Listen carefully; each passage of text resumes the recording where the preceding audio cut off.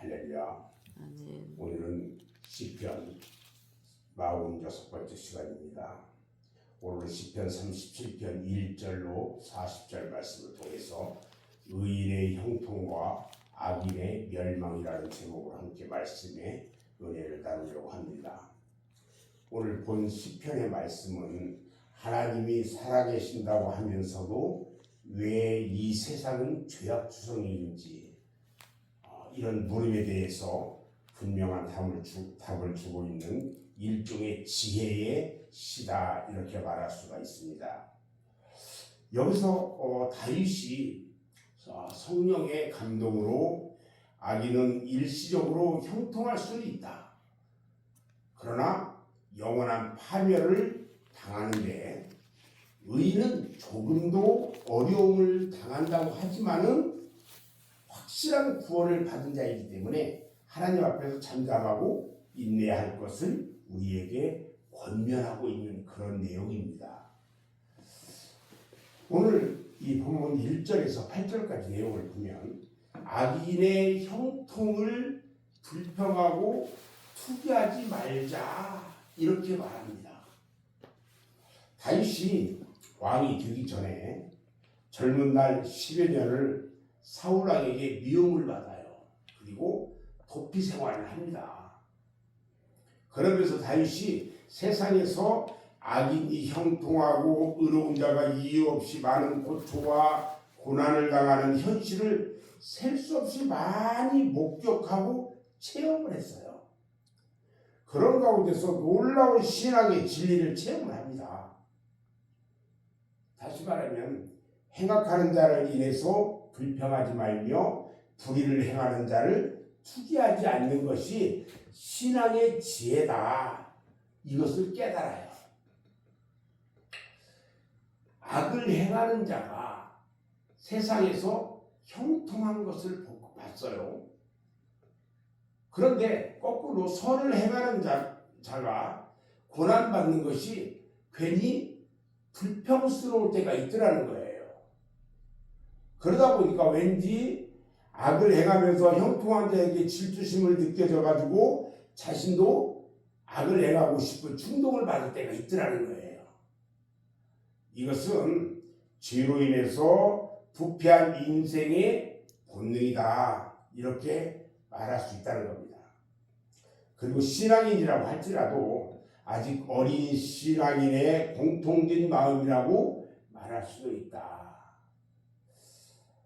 그러나 우리는 그러한 생각들을 이제는 버려야 한다는 겁니다. 왜냐하면 그렇게 해보지만 결국 돌아오는 것은 동일한 악행이고 범죄일 뿐이기 때문에 그렇다는 거예요. 그리고 그것을 통해서 선행도 의로움도 이룰 수가 없다는 거예요. 악한 행위를 하면은요, 그것 때문에 선함이나 의로움을 할 수가 없다는 거예요.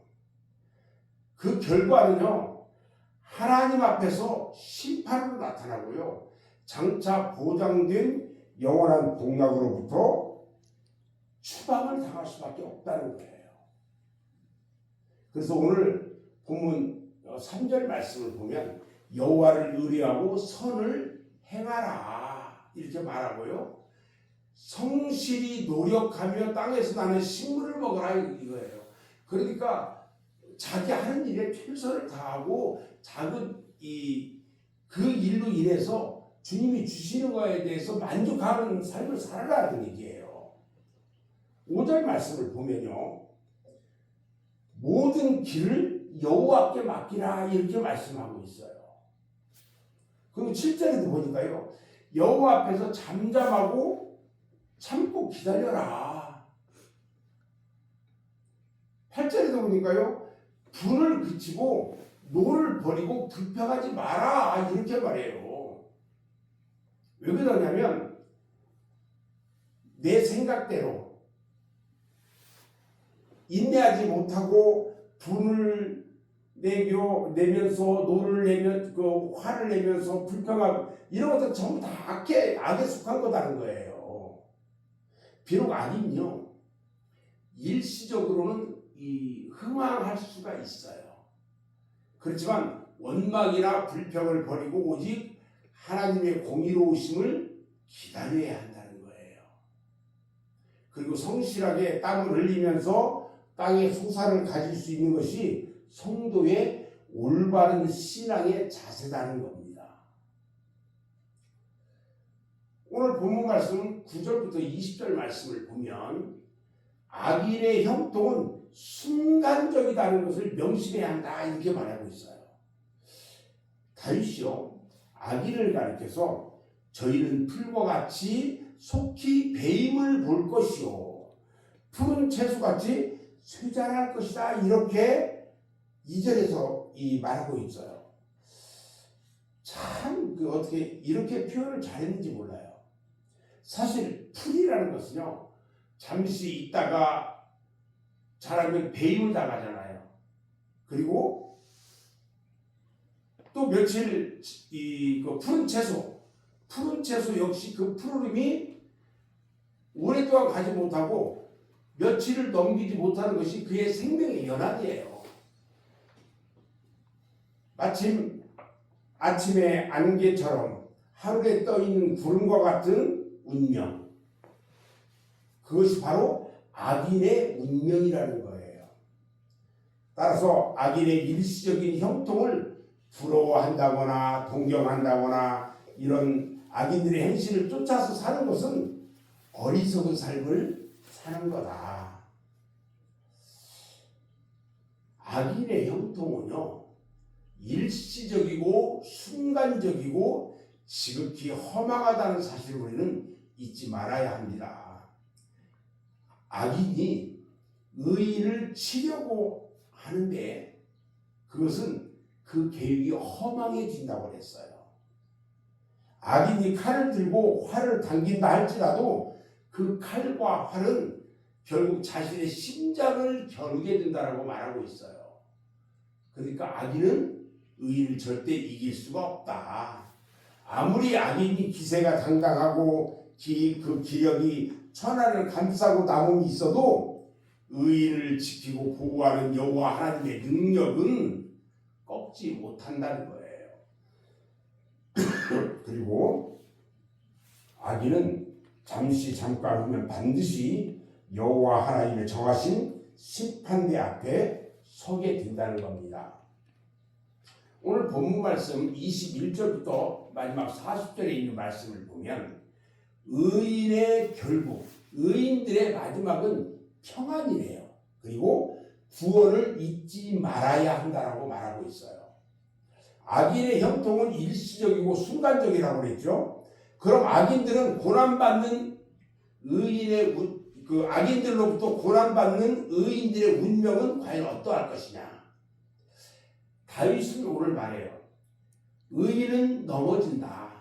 넘어지고 아주 엎드려지지 않을 것이라 이렇게 말합니다. 그리고 의인은 환난 날에 하나님께서 친히 산성이 되어주시고 구원자가 되셔서 땅을 차지하게 된다라고 말하고 있어요. 비록 악인이 형통한 것 같고 그 기세가 등등해서 하나님을 섬기는 자들은 모두 소멸될 것 같은 착각을 일으키는 때도 있다는 것입니다. 그렇지만 역사를 놓고 돌이켜볼 때에 정녕 그 생명력을 지속하는 쪽은 항상 의인 편이었다. 사울이 그렇게 기세등등하게 다윗을 쫓아다니면서 악하게 했지만은 결국 하나님께서는 다윗으로 하여금 이스라엘 왕위를 계승할 수 있도록 하셨다는 겁니다. 그리고 또 로마 제국의 군사력이 그렇게 강했다고 할지라도 비무장한 신약의 성도들을 이기지는 못했다. 오히려 250년 만에 복음에 완전히 정복당하고 말았어요. 그것은요 결정적인 순간에 주님께서 강한 오른팔로 보호하셨기 때문이라는 거예요. 자, 그렇다면 우리는 지금 어느 쪽에 서야 할 것인가? 악인의 편인가 의인의 편인가? 일시적인 번영을 바라볼 것인가 아니면 영원한 구원과 평화를 바라보아야 할 것인가? 우리는 결정해야 한다는 거예요. 우리 성도들에게 있어서 모든 환난과 어려움은 모두가 기회입니다. 하나님의 보호와 더 큰 믿음의 테스트를 받아서 보다 더 나은 축복으로 우리가 나가야 할 좋은 기회라는 것입니다. 하나님께서 저와 여러분들을 어떻게 속량하셨습니까? 독생자 예수 그리스도를 십자가에 내주시면서 우리를 속량해 내셨어요. 우리는 오늘부터 시작되는 고난주간, 이 고난주간을 통해서 우리 주님의 십자가를 다시 한번 바라볼 수 있는 그런 기회가 되어야 돼요. 십자가를 통해서 나의 모든 삶이 변화되는 그런 시간이 되어야 돼요. 오늘 저녁부터 시작되는 이 고난주간 특별 기도회를 통해서 우리가 주님 앞에 어떠한 모습으로 어떻게 서야 하는지, 우리의 모습이 어떻게 변화되고 구원의 주님 앞에 어떤 모습으로 서야 하는지, 십자가가 나에게 어떤 의미가 있는지, 주님의 보혈이 나에게 어떤 의미로 다가오는지 다시 한번 기억하고 깨닫는 그런 시간이 되어야 할 거라고 생각이 됩니다. 우리들은 혹여라도 악인의 삶보다 못하게 될 것인지 절대 그렇게 될 수는 없어요. 왜 그러냐면 우리 주님께서 우리를 영원한 복으로 채워주시기 때문에 그래요. 그 복은요, 쇠하지 않고 시들지 않는 복이에요. 이 복이 저와 여러분에게 이미 약속되어져 있다는 거예요. 그 믿음으로 오늘 한 달도 큰 위로받으면서 주님의 은혜 가운데 감사가 넘쳐나는 복된 하루가 되시기를 주님의 이름으로 축원합니다. 기도하겠습니다. 아버지